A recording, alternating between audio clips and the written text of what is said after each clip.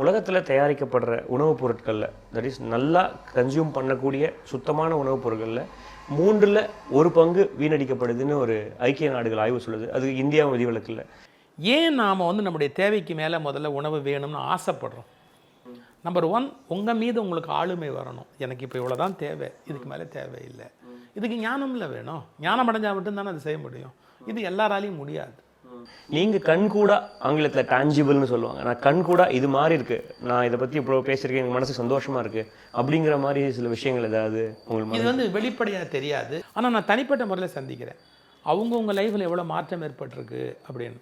ஒரு அப்பா ஓடியான்னு சொன்னார், என் பையனோட நீங்கள் ஃபோட்டோ எடுத்துக்கணும் அப்படின்னாரு. எனக்கு மணி ஆச்சு, நான் புறப்படுறேன். உங்கள் பேர் தான் அவனுக்கு வச்சுருக்கேன் அப்படின்னாரு.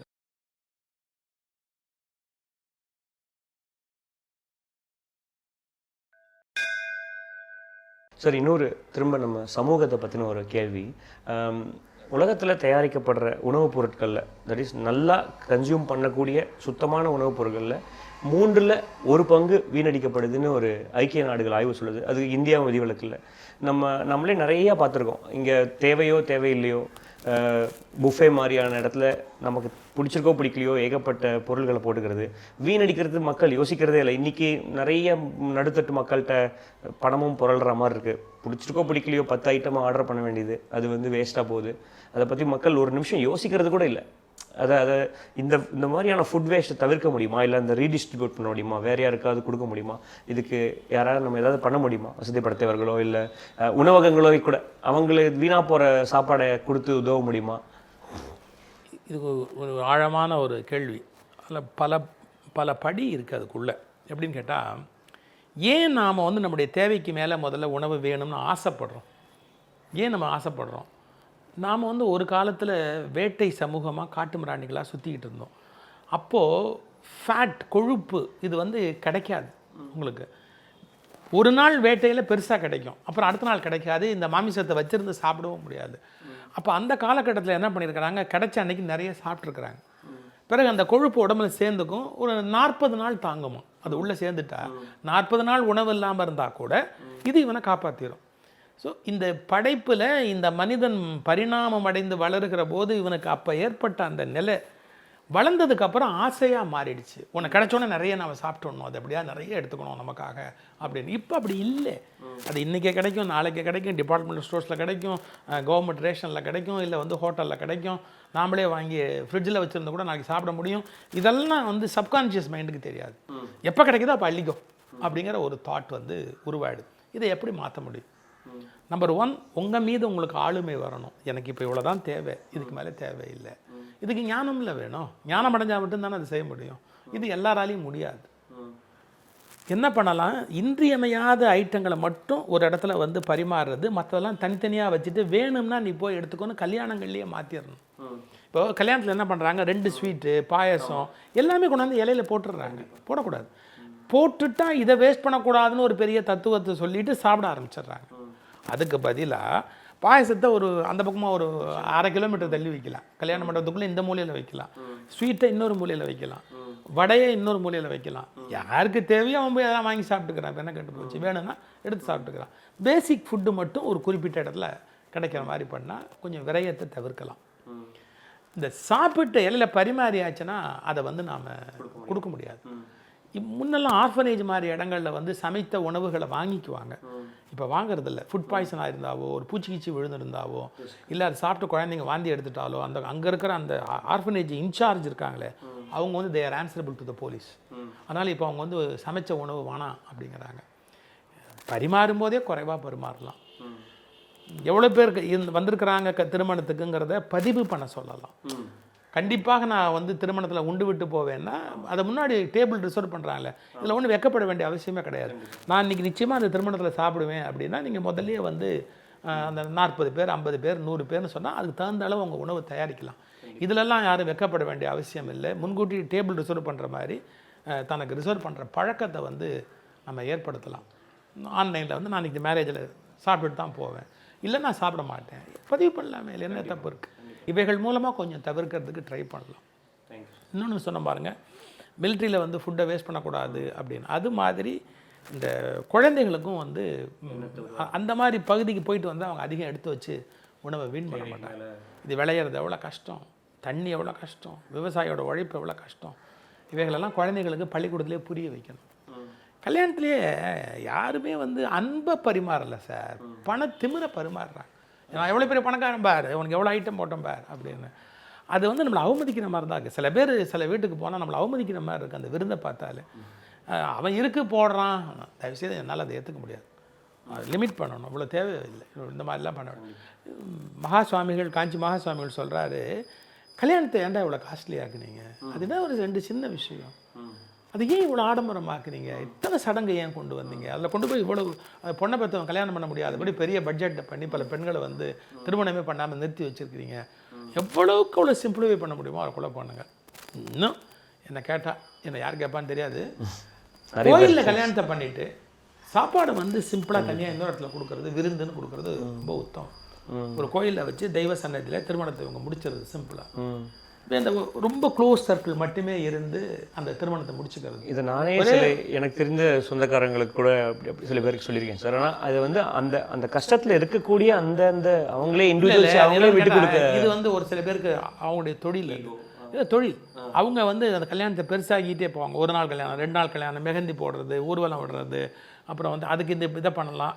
ஸோ 3 days 4 days 6 days 7 daysனு ஆக்க இதை தொழிலாக செய்கிறவங்களுக்குலாம் வருமானம் தானே. இல்லை, இந்த மிகுந்த கஷ்டத்தில் இருக்கிற அந்த அப்பா அம்மாக்களுமே கூட, இல்லை அந்த வேற அந்த பையன் வீட்டில் இருக்கிறவங்க வேண்டாம் இருக்கிறவங்க கூட இப்படி பண்ணி பார்க்கலாம். தன்னுடைய பொண்ணுக்கு கல்யாணம் பண்ணும்போது ஒரு 10 குடும்பத்துக்கு, ஏழை குடும்பத்துக்கு நான் கல்யாணம் பண்ணி வைப்பேன்னு பண்ணி வச்சா அதுவாது ரொம்ப புண்ணியமாக இருக்கும். அந்த குழந்தைகளுக்கு திருமணம் நடந்து வேலை வர்றதுக்கு யூஸ்ஃபுல்லாக இருக்கும். அப்படி பண்ணிக்கலாம். என் கல்யாணம் நான் பண்ணுறேன்னா 100 ஐட்டம் போடுறதுக்கு பதிலாக 10 கல்யாணம் பண்ணி வச்சு அந்த குழந்தைங்களுக்கு வாழ்க்கையை உண்டு பண்ணலாமே, அப்படி பண்ணிட்டுப்பா. சார், இது தொடர்பாக இன்னொரு கேள்வி. உங்களோட இத்தனை ஆண்டு சொற்பொழிவு இதில் நீங்கள் நிறைய சுய முன்னேற்ற கருத்துக்களும் சமூக முன்னேற்ற கருத்துக்களும் சொல்லியிருக்கீங்க. அந்த 1 மணி நேரம் 2 மணி நேரம் ரசனையும் கோடான கோடி ரசிகர்களோட பாராட்டையும் தாண்டி நீங்கள் கண்கூட, ஆங்கிலத்தில் டான்ஜிபிள்னு சொல்லுவாங்க, நான் கண்கூட இது மாதிரி இருக்குது, நான் இதை பற்றி இப்போ பேசியிருக்கேன், எனக்கு மனசு சந்தோஷமாக இருக்குது அப்படிங்கிற மாதிரி சில விஷயங்கள் ஏதாவது உங்களுக்கு? இது வந்து வெளிப்படையாக தெரியாது. ஏன்னா வந்து இது ஒரு அரசு உத்தரவு அல்ல, தேர்தலில் ஆட்சிக்கு வர்ற கட்சியினுடைய இதில் இன்னும் நடந்திருக்கு, இன்னும் செஞ்சுருக்குறோன்னு அதை புள்ளி விவரமாக சொல்ல முடியாது. ஆனால் நான் தனிப்பட்ட முறையில் சந்திக்கிறேன், அவங்கவுங்க லைஃப்பில் எவ்வளோ மாற்றம் ஏற்பட்டிருக்கு அப்படின்னு. முந்தானத்து எனக்கு ஒரு வாட்ஸ்அப் வந்தது, என்னுடைய மருத்துவர் ஒருத்தர் அனுப்பிச்சிருந்தார். இவர் வந்து இதில் இறங்கியிருக்கார், ஊபர் டாக்ஸியில் வந்து இறங்கியிருக்கார். அந்த டாக்ஸி டிரைவர் ரொம்ப கல்ச்சராக பேசிட்டு வந்திருக்கிறார். இவர் ரொம்ப ஆச்சரியமாக கேட்டிருக்கார், தம்பி நீங்கள் என்ன படிச்சிருக்கீங்க, ரொம்ப விவரமாக பேசுகிறீங்க, என்ன படிச்சிருக்கீங்கன்னு கேட்டிருக்கிறாரு. நான் 10ஆம் கிளாஸ் தான் சார் நான் படித்தேன், நான் 10ஆம் கிளாஸ் படித்தேனே ஒழிய நான் ஐயா கிட்ட அதிகம் படித்தேன் அப்படின்னா. ஐயாங்கிறிய யாரப்பா ஐயான்னு சொல்கிறாரு. சுகி சிவம்னு பேரை சொல்லிட்டு அவரது விடாமல் கேட்பேன் சார், எனக்கு வந்து எது சரி எது தப்பு, என்ன செய்யணும் என்ன செய்யக்கூடாது, எனக்கு எல்லாத்துக்குமே அவர் தான் வழிகாட்டி அப்படி. இரவு 10:45 மணிக்கு எனக்கு மெசேஜ் கொடுத்தாரு. அவர் என்னுடைய டாக்டர் ஸ்ரீதர்னு. 10:45 மணிக்கு நான் வந்து இறங்கின உடனே எனக்கு மெசேஜ் கொடுத்தாரு. எனக்கு ரொம்ப ஆச்சரியமாக இருந்தது சார், இந்த மாதிரி ஒரு ஊபர் டிரைவர் வந்து இப்படி சொல்கிறார். இந்த மாதிரி அது கண்ணுக்கு தெரியாமல் அப்படியே போய் பலருடைய தனிப்பட்ட வாழ்க்கையில் நிறைய மாற்றங்களை ஏற்படுத்தியிருக்கும். மேட்டுப்பாளையத்தில் ஒரு ஸ்கூலுக்கு போயிருந்தேன், கரூர் பக்கத்தில் ஒரு ஸ்கூலுக்கு போயிருந்தேன். ஒரு அப்பா ஓடியான்னு சொன்னார், என் பையனோட நீங்கள் ஃபோட்டோ எடுத்துக்கணும் அப்படின்னாரு. எனக்கு மணி ஆச்சு, நான் புறப்படுறேன், உங்கள் பேர் தான் அவனுக்கு வச்சுருக்கேன் அப்படின்னாரு. என்ன சமாச்சாரம், உங்களதை கேட்டு நான் என் வாழ்க்கையில் நிறைய மாற்றங்கள் ஏற்பட்டு அந்த பேர் அந்த பையனுக்கு வச்சுருக்கிறேன், அவன் உங்களை பார்க்கணுன்னு ரொம்ப விருப்பமாக இருக்கான் அப்படி. இப்படி அது அங்கங்கே நடந்திருக்கும், இந்த விதை அங்கங்கே போய் விழுந்திருக்கும். பட் இதை வெளியே பெருசாக சாட்சி மாத்திரமாக எடுத்துரைத்தல்ங்கிறதெல்லாம் அவசியமும் இல்லை. நம்ம போட்டது மானாவாரி பயிர் தூவிட்டு போயிருக்கோம், எங்கெங்கே முளைக்குதோ முளைக்கிட்டு. கண்டிப்பாக சார், அவர் மாதிரி நானுமே உங்களோட கருத்துக்கள் என்னை நிறைய இன்ஃப்ளூயன்ஸ் பண்ணியிருக்கு. நிறைய விஷயங்கள், நிறைய தருணங்களில் இப்படி பண்ணலாமா அப்படி பண்ணலாமா அதை யோசித்து அப்படி பண்ணியிருக்கேன். நிகழ்ச்சியோட கிட்டத்தட்ட நிறைவுக்கு வந்துட்டோம் சார். ஒரு கடைசி கேள்வி, உங்களோட இப்போது உங்களுக்கு நான் கேள்வி கேட்ட மாதிரி உங்களுக்குன்னு சில விஷயங்கள் இருக்கும், ஒரு ஆதங்கங்கள் இருக்கும். ஸோ இந்த நாட்டில் எது மாறுதோ இல்லையோ இந்த மாற்றத்தை நான் பார்க்க விரும்புகிறேன், இது நடந்தால் நல்லாயிருக்கும் அப்படின்னு நீங்கள் நினைக்கிற ஒரு விஷயம் இருக்கா சார்? இங்கே இருக்கிற குடிமக்கள் வந்து மகிழ்ச்சியாக இருக்கணும், சந்தோஷமாக இருக்கணும், பாதுகாப்பாக இருக்கிறோம் அப்படிங்கிற ஒரு உணர்வோடு இருக்கணும். எல்லாருமே வந்து ஏதோ ஒரு குழப்பத்தில், ஒரு வெறியில், இல்லை ஒரு பயத்தில், இல்லை ஒரு தயக்கத்தில், இல்லை ஏதோ ஒரு அசட்டுத்தனத்தில் ஏன் லாக் ஆகிக்கணும்? ஒரு முழு மனதளவில் சுதந்திர நாடு இது. சுதந்திரங்கிறது மூவர்ண கொடியில் மட்டுமே இல்லை. சுதந்திரம் என்பது என்னுடைய உரிமைகள் பாதிக்கப்படாமல், என்னுடைய மகிழ்ச்சி குறையாமல், எனக்கு ராத்திரி 12:30 மணிக்கு நான் வெளியே போனால் கூட எனக்கு பாதுகாப்பு கிடைக்க முடியா, எல்லாம் இருந்தால் தானே அது சுதந்திரம்னு அடையாளம். அந்த சுதந்திரத்தினுடைய உண்மையான அர்த்தம் வந்து நம்ம மக்களுக்கு புரியணும்.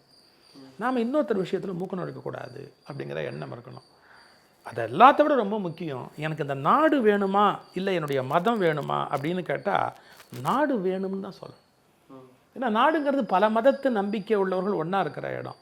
இல்லை எனக்கு என் மதம் தான் பெருசு, நாடு 2ஆம் பட்சம் அப்படின்னு சொன்னால் சேர்ந்து வாழ முடியாது. இந்த நாட்டில் சிக்கல் வந்துடும். அதனால் இந்த நாட்டோட தேர்தல் விதிமுறைகளிலேயே எல்லாத்த விட இந்த நாட்டின் இறையாண்மைக்கு நான் கட்டுப்படுவேன் அப்படின்னு ஒரு வாக்குறுதி கொடுத்து தான் இந்த நாட்டு மக்கள் தேர்தலையே போட்டியிடணும். இந்த நாடு முக்கியம், நாட்டின் இறையாண்மை முக்கியம், நாட்டினுடைய தனித்தன்மை என்பது ரொம்ப முக்கியம். அவங்க என்ன நினைக்கிறாங்க, என்னுடைய கருத்துக்கு இடைஞ்சலாக இருந்தால் நான் மாற்றிக்குவேன் அப்படின்னு சொல்லக்கூடிய ஒரு ஆட்டிடியூடை வந்து நம்ம வளர விடக்கூடாது. ஏன்னா வெவ்வேறு நம்பிக்கையுடைய பல பேர் கூடி வாழ்கிற இடம் இது. அப்போ என் எல்லை என்ன அப்படிங்கிறது எனக்கு தெரியணும். நான் இன்னொருத்தரை வந்து ஆக்கிரமிக்கக்கூடாது. இன்னொருத்தரை போய் ஆக்கிரமிப்பது என்னுடைய வாழ்க்கை அல்ல. இதெல்லாம் புரியணும். இந்த நாடு ரொம்ப ஒரு பாரம்பரியமான ஒரு 5000-10,000 வருடமாக ஒரு நாகரிகம் அடைந்த ஒரு சமூகத்தினுடைய அற்புதமான வீடு இந்த நாடு. அதை காப்பாற்றணும். நம்ம அதுக்கு என்ன மாதிரியாக நம்ம கொண்டு போக முடியுமோ அதை பற்றி யோசிக்கணும். எல்லாத்தையுமே மனம் திறந்து இன்றைக்கி சொல்ல முடியல. சொன்னால் குறை சொல்கிறேன்னு அவங்கவுங்க தன்னுடைய இதை வருத்தப்படுறாங்க. நான் என் கடவுளை கும்பிட்டு நான் என் வீட்டில் உட்காந்தா ஒன்றும் பிரச்சனையே கிடையாது. நான் கும்பிடுற கடவுள் நீ கும்பிடுன்னு ஆரம்பித்தா தான் இந்த உலகத்தில் பிரச்சனையே தொடங்க ஆரம்பிக்கணும். மதம் வேறு அரசியல் வேறுங்கிற தெளிவு வந்து மக்களுக்கு பிறக்கணும். அது பிறக்க மாட்டேங்குது. அவங்க தன்னுடைய மதத்தையும் அரசியலையும் ஒன்றா கலக்க விரும்புகிறாங்க. அப்போ அடுத்த மதத்துக்காரங்களுடைய மனோநிலை எப்படி சரியாக இருக்க முடியும்? ஸோ உண்மையாகவே தெளிவாகவே வழிபாடு, தன்னுடைய மதம் அது ஒரு எல்லை வேறு. ஆனால் எல்லாத்த விட நாடு தான் ரொம்ப முக்கியம். நாடு எல்லாரும் சேர்ந்து வாழ்கிற இடம் அப்படிங்கிற அந்த உணர்வோடு வாழ ஆரம்பித்தா நல்லாயிருக்கும் நினைக்கிறேன். கண்டிப்பாக சார். நம்மளோட நல்ல நோக்கங்கள் முன்னேற வாழ்த்துக்கள். உங்களோட நேரத்துக்கும் கருத்து நன்றி சார். உங்களுடைய பணிகள் வளரட்டும். வெளியில் இருந்தால் கூட தமிழையும் இந்த மக்களையும் நேசித்து நீங்கள் உங்களுடைய பணியோடு இங்கே வந்து என்னை பார்க்கணுன்னு வந்ததுக்காக ரொம்ப நன்றி. நல்லாயிருக்கு.